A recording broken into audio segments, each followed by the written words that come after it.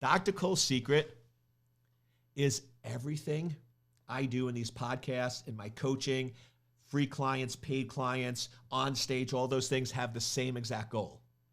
And that's to light the fire that's already inside of you. Welcome to Life of a CISO.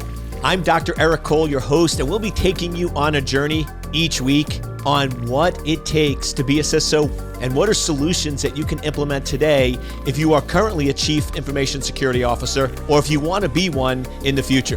This is Life of a CISO.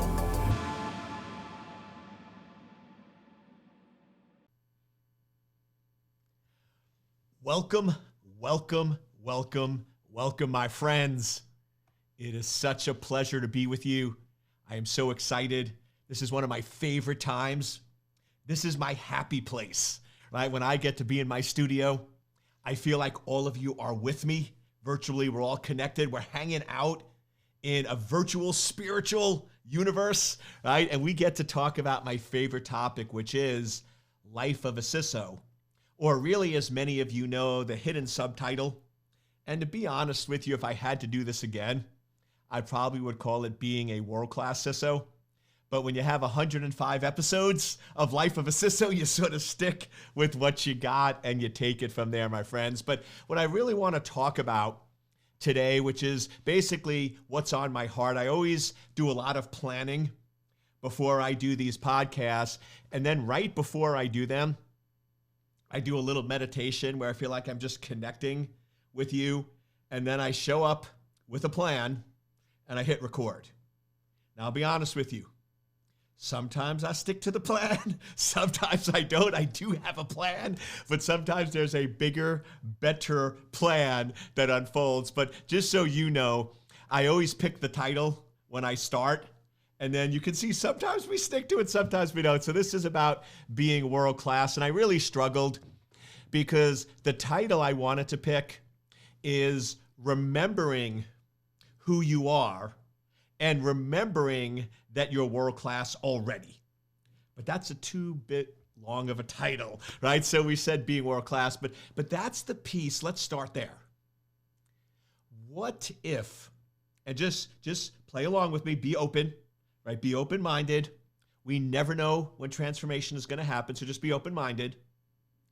But what if you are already a world-class CISO?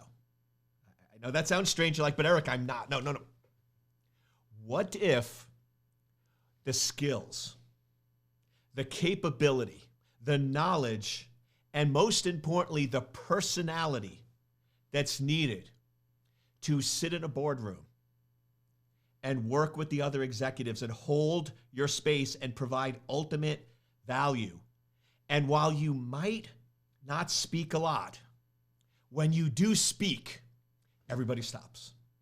Everybody listens because they know that when you open your mouth, it is power, it is energy, and it is pure gold.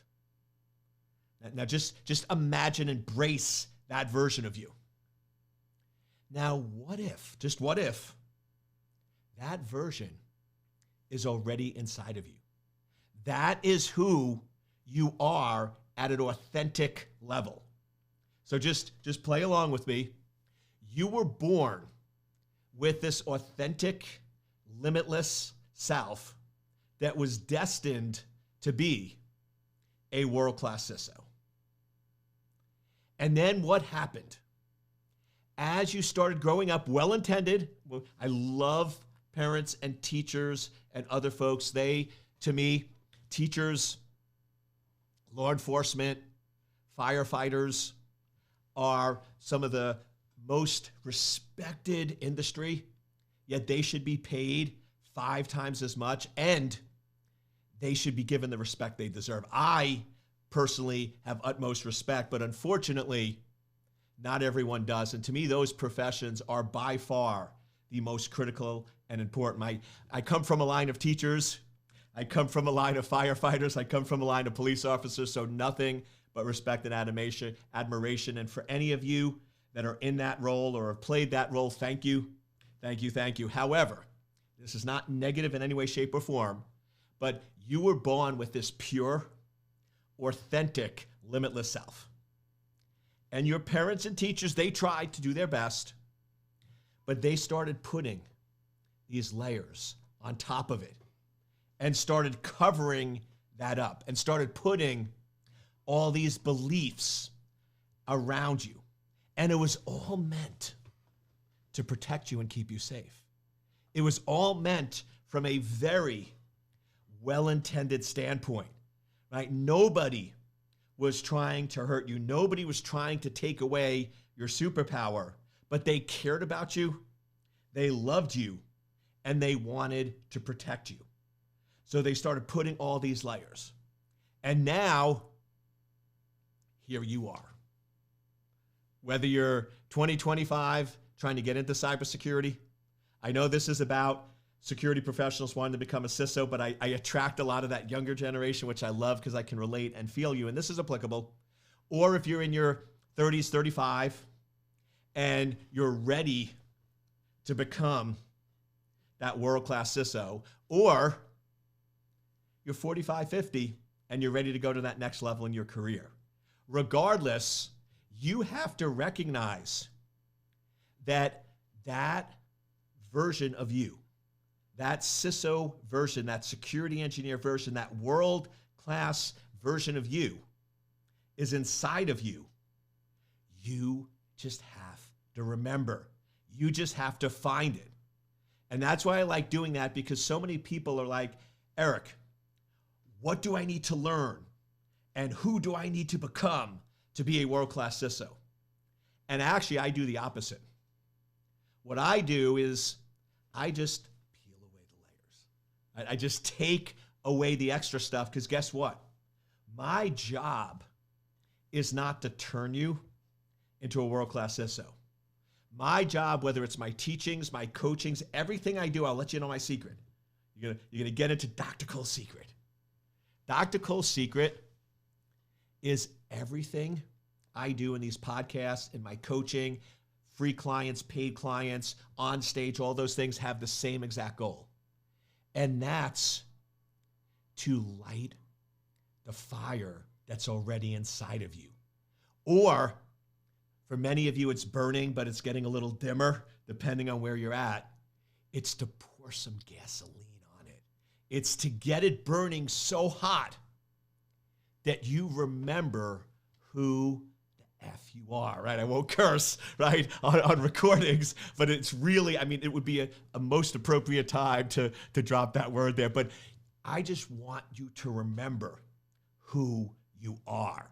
So I use many analogies. One is that you have all this ice that's been put around you, and you're basically buried in this big piece of ice. And yes, I could, and I try, from the outside with my little blowtorch, and I try to melt away the ice. And sometimes that's what's needed.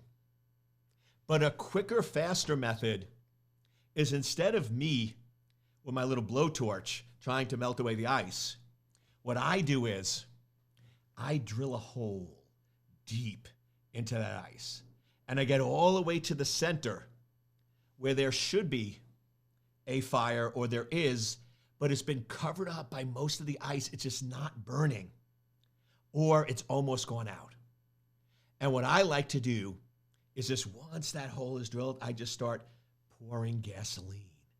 And then if I need to, I'll drop a little spark, right? And then when that fire burns from within, it melts the ice so much quicker and so much faster than if I tried to do it from a little blowtorch.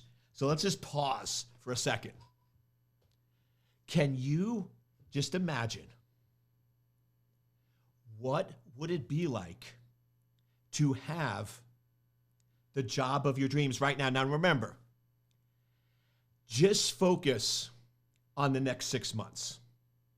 So if in 6 months from today, let's just call it end of the year, depending on when you're watching this, we're almost near halfway point in 2023. But what would that look like? What would that feel like? And just really imagine it. If you're not driving, close your eyes. Right? If you are driving, pull over first, right? Unless you have a Tesla, but we won't go there, self-driving cars. I got to have some fun. But just really imagine what that would be like. And here's the exercise. And I came up with this exercise because I hear a lot of people go, I'm not that material. So let me explain. I talk to folks who want to get into cyber, whether right out of college or career shift. And they go, but Eric, I'm just not cyber material. And I look at them and go, I didn't know such a thing existed. Please educate me. What is cyber material? And they go, what do you mean? I'm like, you just said you're not something. Companies are not going to hire you because you're not cyber material. So because you proclaim that you're not, I want to know what that is. I want to know exactly what it is. List out the 20 or 30 attributes of what cyber material is. And by the way, where I typically do this more, my specialty, where most of my clients come in, are folks that want to become a CISO and haven't been able to. They've tried to become a CISO for year after year after year, and they've just struggled and struggled to get their first job as a CISO. And 9 times out of 10, it's going to be some version or some variant of, Eric, I'm just starting to recognize that maybe I'm just not CISO material. Maybe I was not meant to be a CISO, and nobody is going to hire me as a CISO. And Eric, I'm close to just giving in, but I've known you, Eric. I've followed you. You come across different than other instructors. You connect. I feel like you really care. So when I heard about you and your program, I want to give it one more chance. This is sort of the final chance. Or the last example is, Eric, I feel stuck. I've been a CISO at a medium-sized company, and I just can't move up to the Fortune 50. I just can't get that bigger job. So I guess I'm not Fortune 50 material. Notice the theme here. So I'll take the middle one because it's the most common, but any of them will apply. So you come to me and say, okay, Eric, I am not CISO material. People are just not going to hire me as a CISO. Now let me ask you a question. You could be the most educated. You could be the most trained. You could be from the top pedigree schools in the universe. You could have all the certifications on the planet, and you could have all the recommendations from top executives. But let's just be honest. If you are walking around and you are showing up to an interview with the voice in your head, I am not CISO material. I am not CISO material. They are not going to hire me. I am not CISO material. Do you really think you have a good chance of getting that job? I mean, you are stacking it against you. And they've done this with sports players.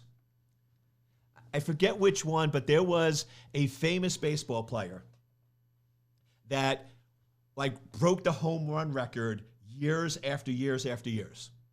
And then one season, they started striking out.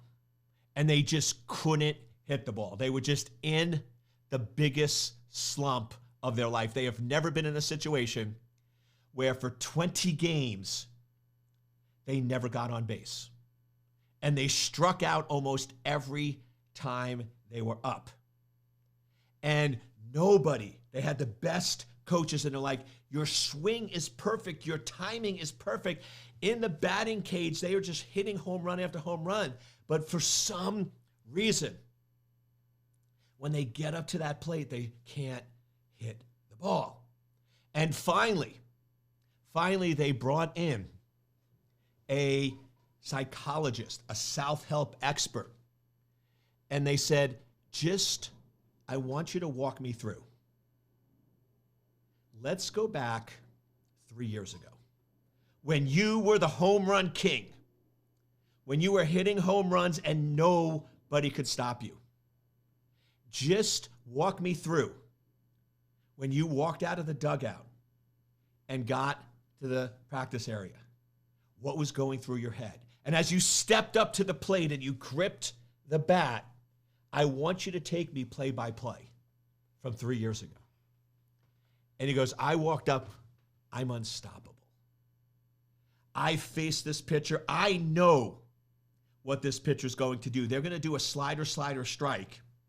And I'm going to wait for that strike because it's going to be low down. And I can picture the bat connecting.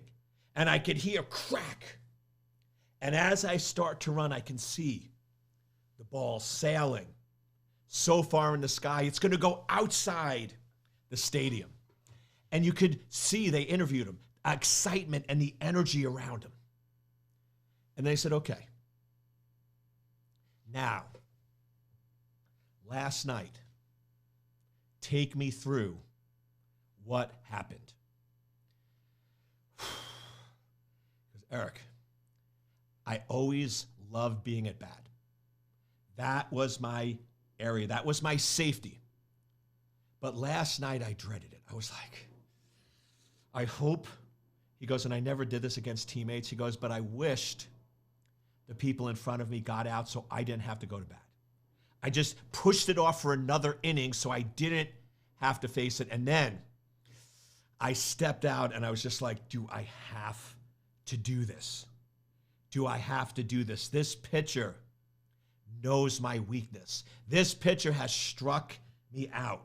And as I'm getting up to the batting cage, all I could think about is swing and miss, and looking back and seeing the umpire give the final strike 3 and me walking back in shame. Now, portray those two. Could you see how it had nothing to do with his ability at that point? It was a guarantee that he was striking out because of his mindset, because he started believing the lies. So you know how they fixed it? They didn't give him more batting practice. They didn't go in and get more technical skills. They sat him in a room for 4 hours a day watching him from 3 years ago hit the ball out of the park over and over. And then they said, go through your mind what you went through when you went up to bat. And that's all he did. So 4 to 5 hours a day, he's basically watching and reprogramming, watching and reprogramming, watching and reprogramming. And they took him out for a few games, and they did this for a couple of weeks. And they said, are you ready? And he said, yes. When you get up, what are you thinking? He goes, give me the bat. The ball is going out of the stadium. And you could see that next time he came out, he had energy and he had power. And you can see him. It was a different person at the plate. And of course, what do you think happened? He put it out of the park and he was back. And he never, ever got into a slump again. And the reason I'm telling you this is, where are you at right now? In your career, where are you at in that phase? Are you crushing it? And if you are, great, keep crushing it. Right? It's still good to get that reinforcement. But I have a feeling a lot of people that come to me with either listening to my podcast or coaching or others are more in that slump. They're starting to feel like they lost their edge. They're starting to feel like that batter where I'm going to go to this job interview and they're going to reject me just like the other ones. So what we need to do is get you to remember who the F you are. You are a world-class CISO. You are somebody that every company wants to hire. But you have to believe it. I can't say it. So I'll show you the exercise because I'm not just here about telling you. Let me show you and teach you. And you can do this on your own. You can come to me. I can help you. But it's simple. So one of my favorite cases, 3.5 years, most talented person on the planet. This person is crushing it, but I saw them and like, you are a Fortune 50 CISO. These companies would beg for you and ask, where are you at? The problem is you're not showing up the way you should. So I said, okay, the first sentence out of your mouth was, Eric, I've just about given up and just accepted the fact that I'm not CISO material. And I said, okay, then why are you here? If you've accepted that fact and you believe it's 100% true, I said, why are you here? And they sort of smile and you can see the energy. And they go, Eric, because a part of me knows that it's not. Boom. That's what I need. Because the reality is, if you come to me or I get introduced to people, they're like, Eric, you have to help this person. But if they've given up hope and they're like, Eric, I am 100% positive that I'm not CISO material, that's a much different ballgame. Now, I can take blowtorches and melt that, but it's a much longer process. But what I look for, because it's in everyone, many people don't admit it, but it's in everyone, is that second part, Eric. But there's a part of me that believes it's not true. That's what I want. So here's the exercise. I said, okay, I'm going to take out a piece of paper, and at the top, I'm going to write CISO material. And I want you to tell me, what is CISO material? What are the attributes that would make somebody CISO material? And usually it comes out. If not, I might have to probe them. I'm like, so do you speak well? Do you present well? Do you? And they start rattling off. So with this one person, we got 35 attributes. It says, okay. So in your mind, this is CISO material. Now question, do you have to have all 35? If you have 34, you're not CISO material? Like, I just want to understand your mindset. And I go, oh no, Eric, you only need 20 of the 35. Great. So 20 of the 35.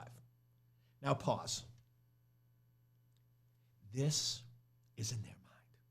Right? There is no book that companies say 35 characteristics, you must have 20. So one way I could have dealt with this is I could have basically said that's all false. But I want them to get the results. So this is a quicker path. So I'm going to play within their frame. If they truly believe that 35 characteristics and you need 20, awesome, because we can take action on it. So here's step one. I then take a yellow highlighter and I say, okay, let's go through the list. Tell me all the attributes you currently have.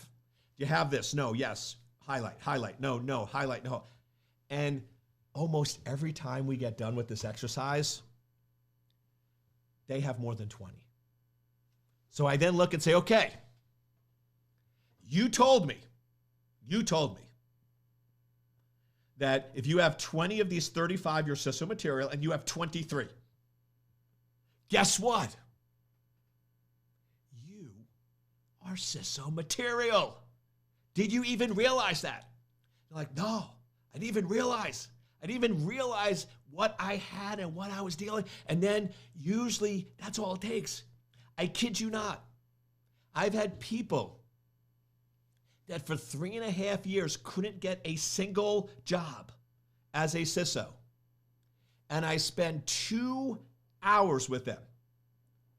really it only takes 10 minutes, but I need to build the rapport and comfort, because if you basically give somebody it too quickly, right, you have to have the trust. So under 2 hours, and in 5 months or less, they not only have a CISO job, but companies got into a bidding war where multiple people wanted them, where they now are getting a salary and a total compensation that's more than 40% of what they originally wanted or desired, and that was a reach. So this is the power of us being able for you to see who you really are, because that's what it takes. That's why I'm switching my role from instructor to coach, because what I'm finding is the problem with most people is not that they need an instructor to teach them. They need a coach who believes in them. And that's what I'm being called to do. Now, just to wrap it up, because I want to help everyone. What if we did this exercise and we came up with the 35 attributes and you only had 17? Now, you said you need 20. So technically, you're below the bar. But here's the cool part.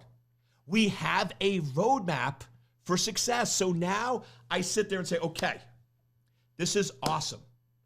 Did you realize how close you were? If I asked you beforehand, how many of the 35 do you have? What would you have said? You probably would have said single digits. So 17 is awesome. I mean, you are so close. So let's do this. Let's go through the remaining that you don't have, and let's pick 3 that excite you and you believe are straightforward that you can do over the next 3 weeks.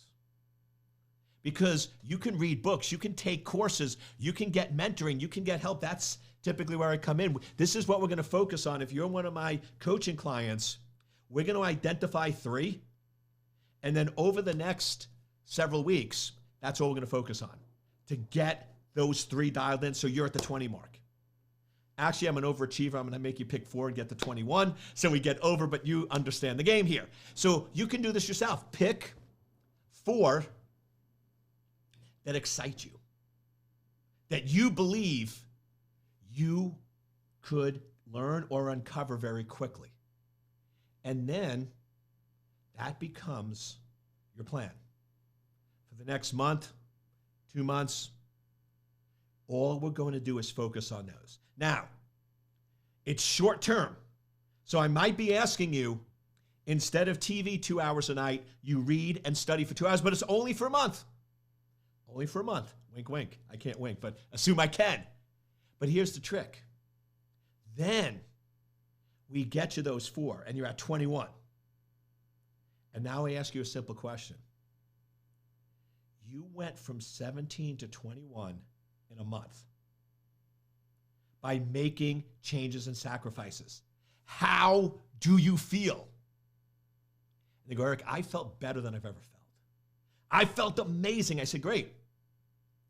Let's pick another 2 or 3 and do this again and again. And what happens is I'm using a targeted plan that you can see with your own energy and excitement to basically change and reprogram your habits. And I do this to the point where after 4 or 5 months, you have 0 desire to watch TV and 100% desire to read or talk or go for walks. By the way, this is all aspects of your life. So I'm focusing on World-Class CISO.